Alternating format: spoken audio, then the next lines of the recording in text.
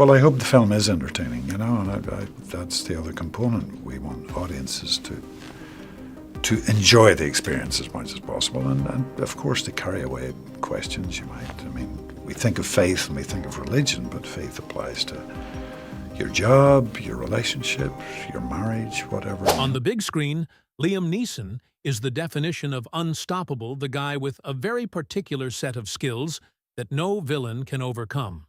But in real life, he's been on the losing end of fate more than once. The man who could save the world in Taken couldn't save his own wife from a simple fall on a ski slope. At 73 years old, after burying almost everyone he's ever loved, Liam Neeson now lives quietly among the ruins of his life. Those tears and pained expressions you see on film aren't acting, they're the real pain he's carried for years. This is the story of a man who is a hero to the world, but a powerless man in the face of destiny.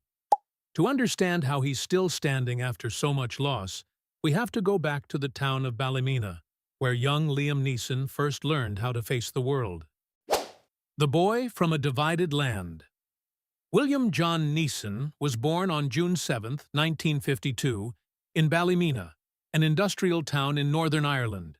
It was a Protestant-majority area, and his Catholic family lived on the edge of the community.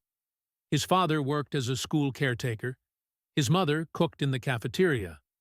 Both of them taught their kids the same daily lesson: work hard, stay humble, and don't make trouble. But trouble found young Liam anyway. Partly because of religion, partly because of geography, and partly because by age 11, he was already taller than most of his classmates. His height made him a target on the streets. On the walk home from school, he had to pick safe routes. When he passed through Protestant neighborhoods, he kept his mouth shut. The first big lesson Liam learned was that belonging always came with conditions. Few people know this part of his childhood. As an altar boy at the local church, young Liam actually considered becoming a priest. The quiet inside the church, the smell of burning candles, and the steady rhythm of the priest's voice gave him a sense of safety that the outside world never did. But something else pulled him away from the altar. It was the boxing ring, the iron embrace of the ring. At age 9, Liam walked into the Emerald Amateur Boxing Club. His first coach took one look at him and said, "You're too tall. Nobody's going to teach you how to dodge. You got to learn how to hit." For the next 6 years, boxing became the first real discipline in his life. He won the Northern Ireland Youth Championship. He trained every morning before school and every evening after dinner. In the ring, nobody asked what religion he was. Nobody judged him for the way he talked. When the bell rang, it was just 2 fighters and the canvas.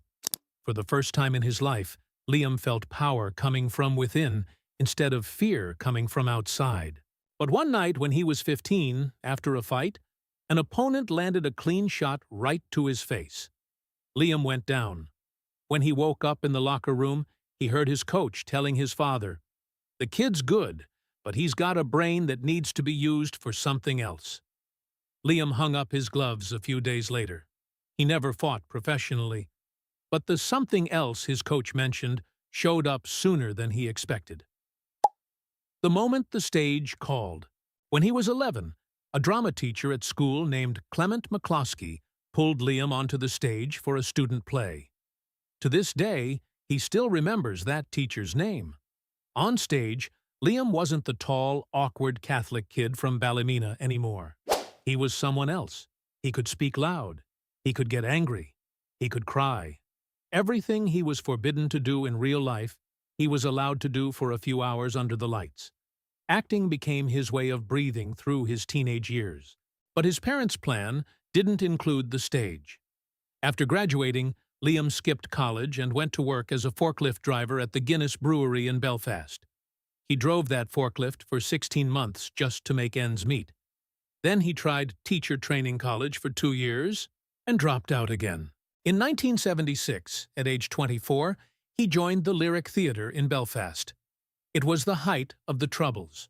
Bombs were going off on the streets. British soldiers patrolled the corners. The theater had to check audience bags before every show. But inside the theater, the lights stayed on, and Liam Neeson kept performing. The years of being nobody. 2 years later, he moved to Dublin and joined the Abbey Theatre, Ireland's national theatre. That's where director John Boorman happened to see him perform. In 1981, Boorman cast him as Sir Gawain in Excalibur Neeson's first movie role. Then came Krull. Then The Bounty with Mel Gibson and Anthony Hopkins. Then The Mission. Then Suspect with Cher. In Hollywood circles, directors who saw Neeson work kept telling each other the same thing. Watch him. But audiences didn't. For nearly a decade, he was the kind of actor people recognized but couldn't name. He played supporting roles. He made decent but not great money. He lived alone in a rented apartment in Los Angeles. It was the toughest period of his career, not failure, but no breakthrough either. He was a respected talent who still hadn't been truly seen. Until 1987, when a role on Broadway changed everything. Not just his career, but his entire life. The Woman in the Wings. The play was Anna Christie by Eugene O'Neill. Liam played a sailor. The lead role went to a young actress named Natasha Richardson.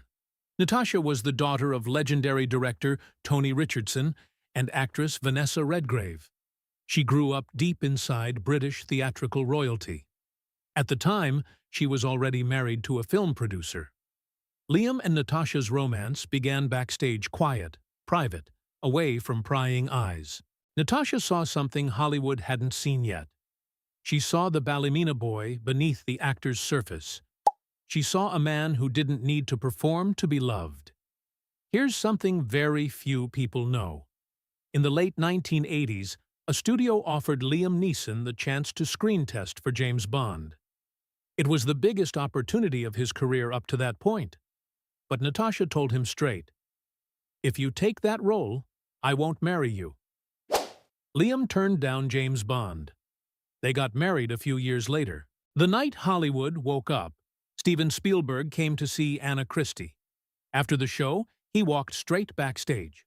Spielberg was searching for an actor for the most difficult project of his career, Schindler's List, the true story of a German businessman who saved more than 1,000 Jews from concentration camps.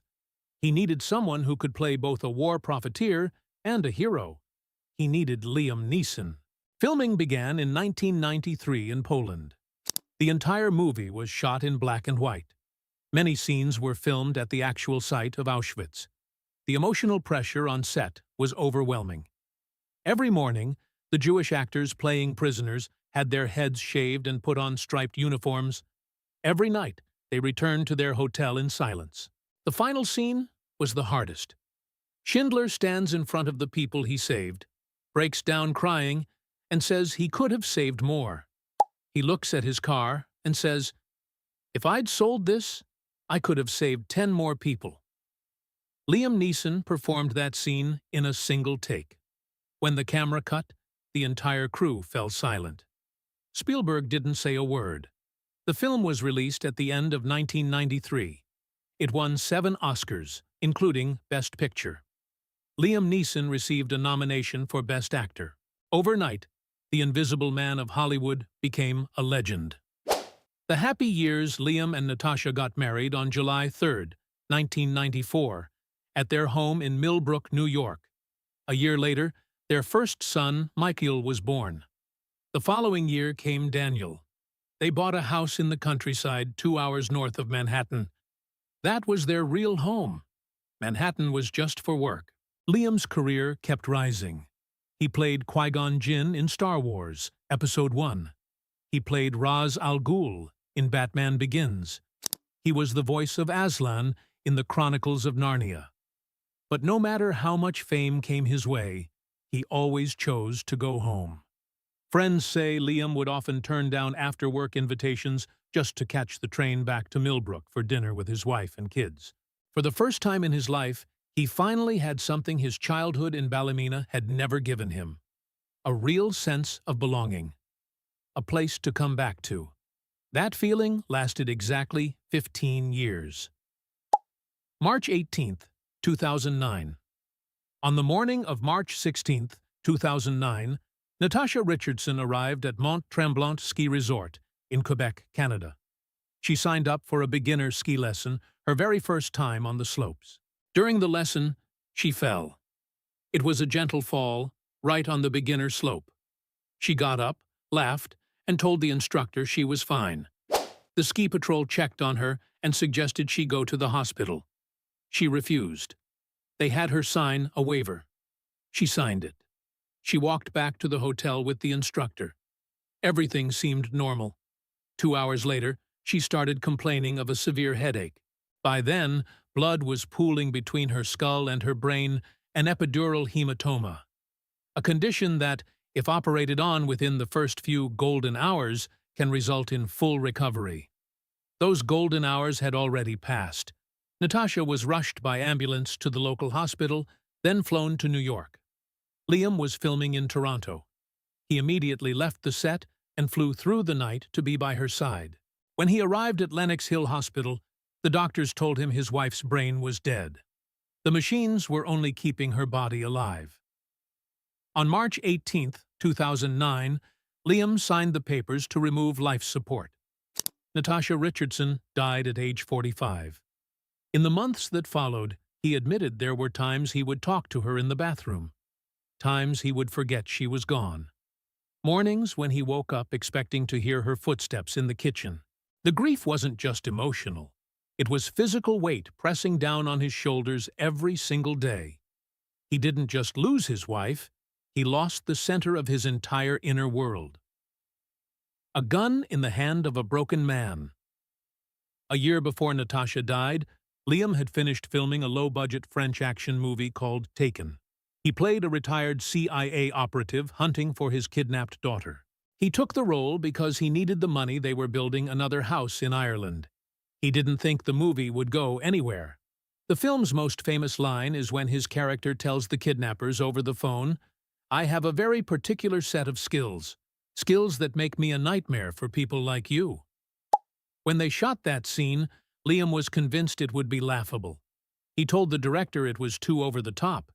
He was sure Taken would go straight to DVD and disappear.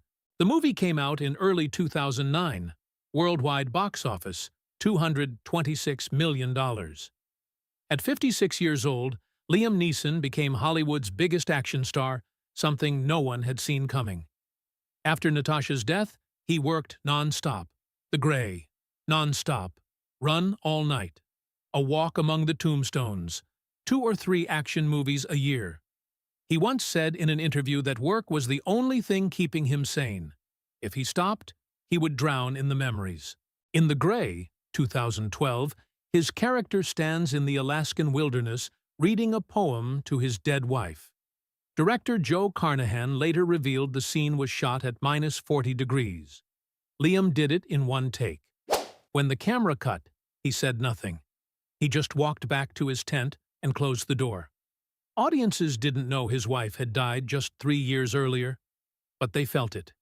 In every punch, every look, every line, there was something too real to be acting. Because he wasn't acting, he was living it. Darkness Returns.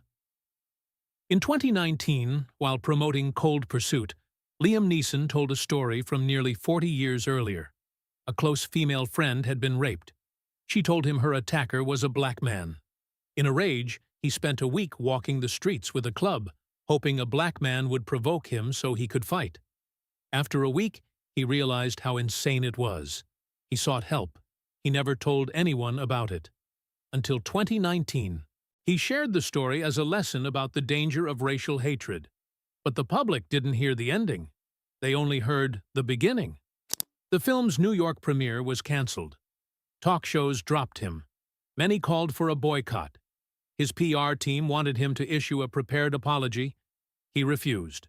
He went on television and spoke plainly. Those were his real feelings from 40 years ago. He was ashamed of them. That's why he told the story, to warn others. He wouldn't apologize for speaking the truth. He apologized only for having ever felt that way. That raw honesty ultimately saved him. Within months, the public came back around. Colleagues defended him. projects continued, the lesson from Natasha remained. Never play the perfect man. Play the human being. In 2021, darkness returned once more. His nephew, Ronan Sands, his sister's son, died after a fall on New Year's Eve. Ronan was only 35. Liam's parents were already gone. His sister was gone. His wife was gone. Now his nephew, too. By his 70s, he was the last one left in his family. The woman at 73. In 2024, Liam Neeson took the lead role in the Naked Gun reboot. His co-star was Pamela Anderson. They had never met before. On the first day of shooting, he later said in an interview that his first thought was, "She's unbelievably beautiful." Filming wrapped in July 2024. Afterward, Pamela came to his countryside home in New York. She stayed for a week. They gardened together. She helped him tend to a rose bush that had grown tangled with mint. One morning, while they were having breakfast on the porch, a bear wandered out of the woods. Liam stood up in his bathrobe and chased it away. One evening, he took her to a small French restaurant nearby. When the waiter greeted them, he introduced her as future Mrs. Neeson. It was the first week in 16 years that he had allowed himself to love someone again. When the week ended, they both went back to work. They continued appearing together at promotional events in 2025. They laughed. They looked at each other in a way the whole world recognized. But by the end of 2025, Pamela Anderson confirmed in People magazine that the relationship was over. "I love Liam, but we're better as friends," she said. "The heart doesn't know the difference between on-screen love and real love. I'm wise enough to know these kinds of romances rarely last." After 16 years, Liam Neeson still couldn't love anyone for longer than a week. Natasha was still there. In a recent interview, a journalist asked Liam Neeson if he felt lonely. He was quiet for a moment. Then he answered with one simple sentence. "She was the architect of my life. And when that architecture collapsed, I still have to live inside the rubble every single day." The journalist didn't need to ask who she was. At 73, Liam Neeson still makes movies. He still steps onto stages. He still walks through rooms that once held Natasha's laughter. His two sons are now grown men. Michael even changed his last name to Richardson to carry his mother's name. Liam Neeson's story isn't a Hollywood story. It's the story of a Catholic boy from a divided land who almost became a priest, who once hung up his boxing gloves, who turned down James Bond, and who thought Taken would bury his career. A man who has buried nearly everyone he ever loved, yet still shows up every day. Some people learn how to forget. Liam Neeson chose to remember. And maybe that's why, every time he appears on screen, we feel something so real it hurts. Because that pain was never acting. Sometimes the greatest strength isn't the ability to stand back up. It's the ability to keep standing even when you know you'll never be whole again.